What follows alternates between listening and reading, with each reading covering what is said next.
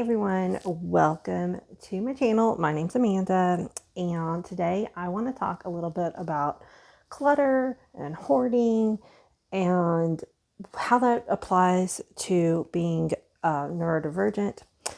And I started thinking about this last week because I am somebody who likes very minimal clutter. So I'm autistic and I'm ADHD.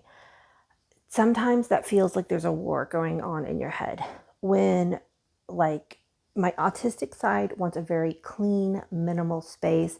You can see I have a lot of grays in this picture. Oh my gosh. Like, I end up buying so many gray tops.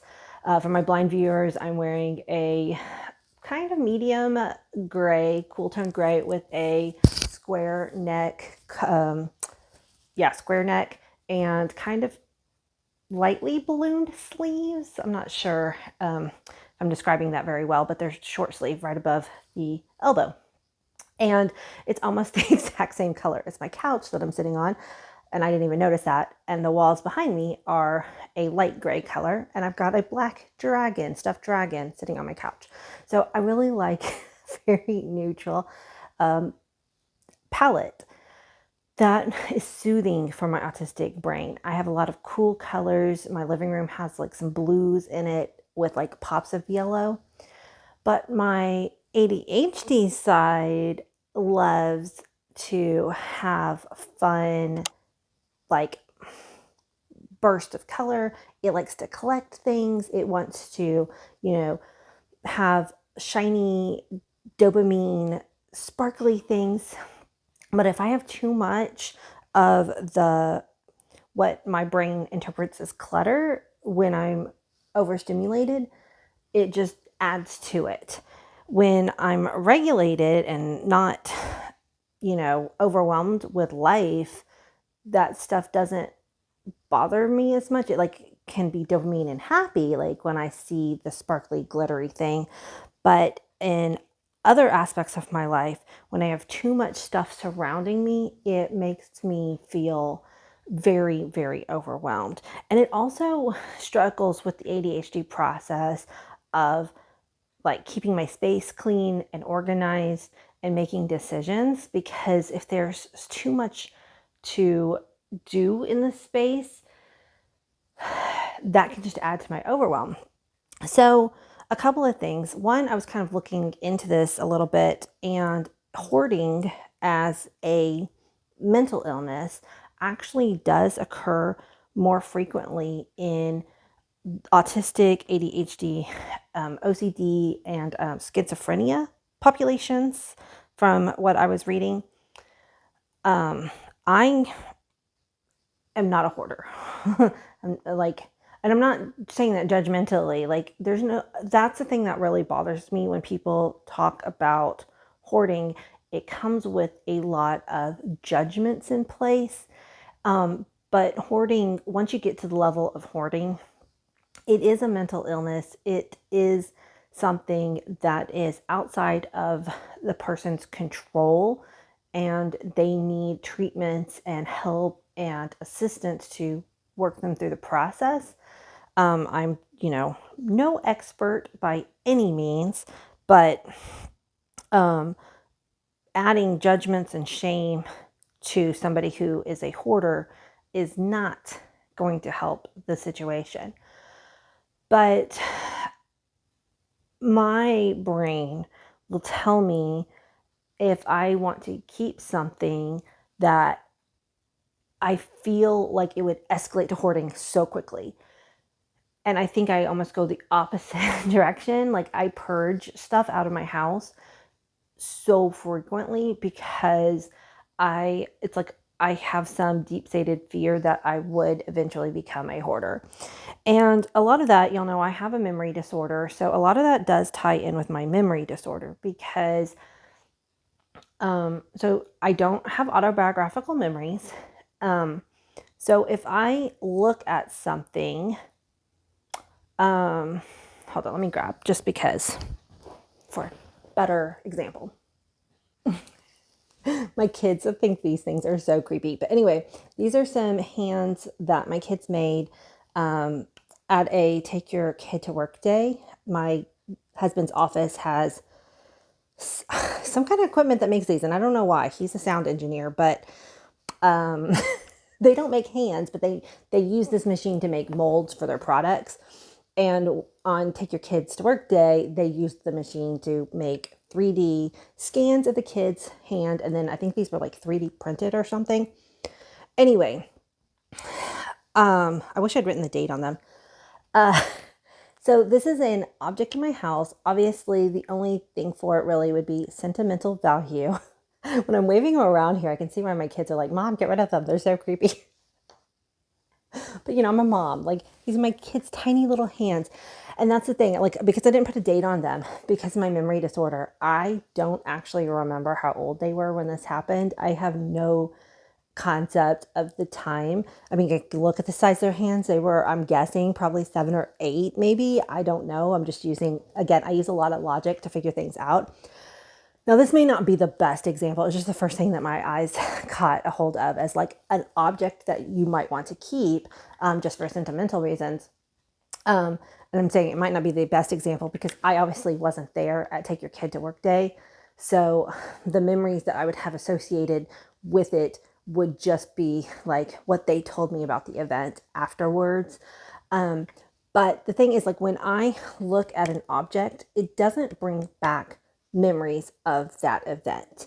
At most, it'll bring back some semantic knowledge. Like, I know these hands came from a Take Your Child to Work Day event, but I don't remember, if the kids had fun that day, any of the stories they told me about it. Like, I don't, when I look at something, and again, like I said, probably not the best example, but if I looked at something that did tie to an event that I had participated in, it looking at the object does not bring back the memories to me. And that's something that a lot of people don't quite understand, because for some people, when they look at objects, videos, especially videos, but even photographs, it doesn't bring back the memories for me. It does, but it will sometimes help bring back some semantic knowledge. So when I get rid of things, then I'm getting rid of that memory completely, because if I don't even have that thing to look at in my house, then it's much more likely that I will forget it completely. Like, I won't have any way to tie back, because I can't just go back into my brain and bring up memories as easy as most people. So that is one thing. Like, so when I'm looking at things to get rid of to make my space more organized, I have to think like, is this something that I will be sad if I forget about completely? Which is like a whole nother level of decluttering that a lot of people don't have to deal with, because they have other ways of remembering things, like the photo, or, somebody else talking about something that then will make them remember that thing, like the chain of events, maybe. My memory, I just know, works quite differently. But I'm getting a little off topic. So I wanted to, because this is my office that I'm sitting in, and it's my space that I spend a lot of time in. And it's hard because my autistic side wants it to be very, very minimal, but it's an office, and so I need stuff in it to make it useful. And it's an office, it's also my workout space, and it's also where I keep all my crafting items. So there's a lot of things that need to be in this space to make it a functional space.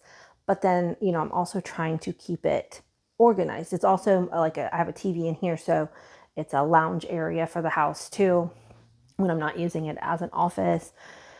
So trying to keep all of that stuff as minimally as possible and organized can be a struggle. Y'all have seen in some of my videos when I'm sitting at my desk, I have a bookcase behind me. And that bookcase, to me, in my brain, is too cluttered and I want to clean it up. But I have put such like thought into what is actually on there already. I'm like, how can I get rid of more? And my sister is like, don't, it's fine. It's perfect. It's not too much. But in my brain, it is too much. So I actually was talking about this in therapy yesterday. And one thing that we decided was like, I have some books from childhood on that bookcase. And so they don't necessarily need to be on the bookcase. Like, I decided I don't want to get rid of those books from childhood. I've gotten rid of a lot of my books from childhood. I've given them to my nephew, or, my sister has some of them. But this particular, it's the Wizard of Oz series. That series I want. And there's, I think, 13 in the series, 12 or 13 books in that series. So they take up a significant space on the bookshelf. And I'm like, I don't really want to get rid of them, but I don't necessarily need them in this functional office space.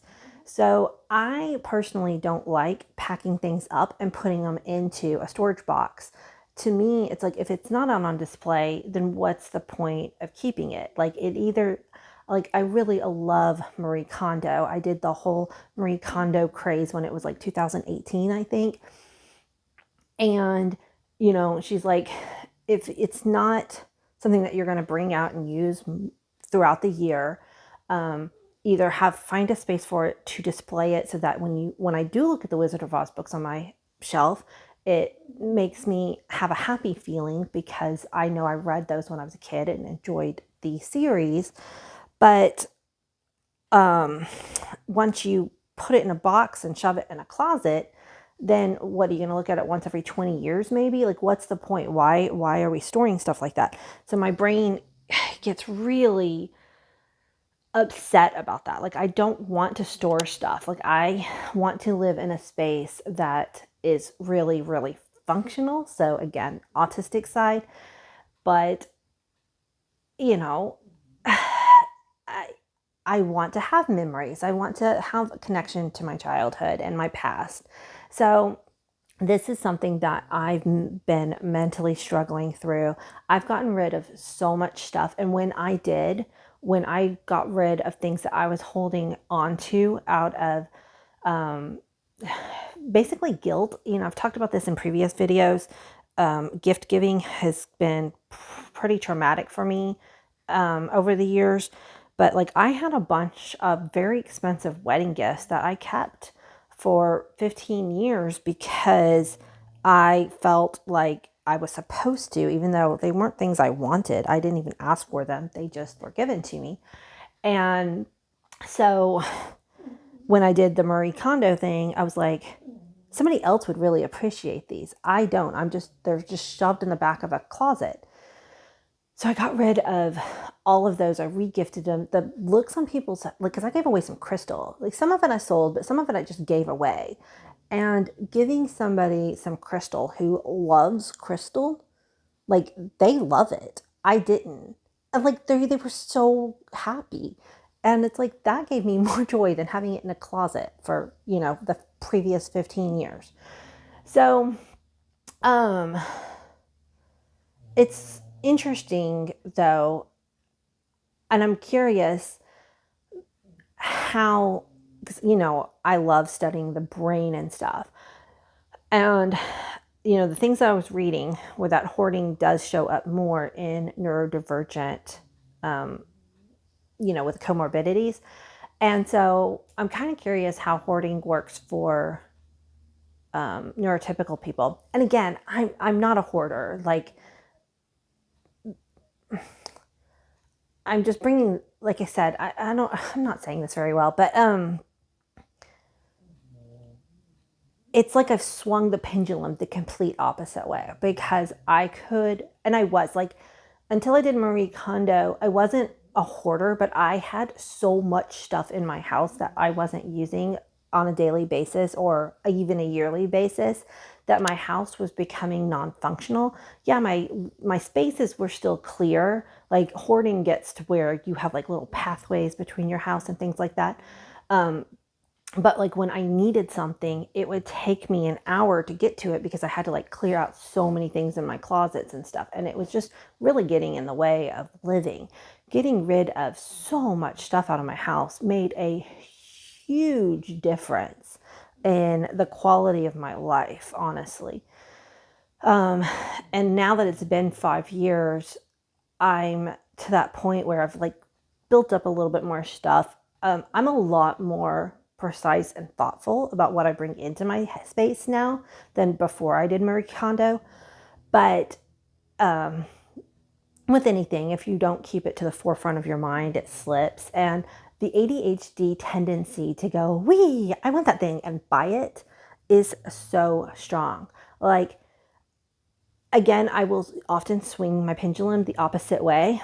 And I very, very rarely make spontaneous purchases because it's almost like that black and white, the autistic side of me helps balance. Like, I think a lot of times autism, ADHD can help balance each other, because I almost have to say, never ever buy spontaneous purchases, black and white thinking, because otherwise I would be doing it all the time.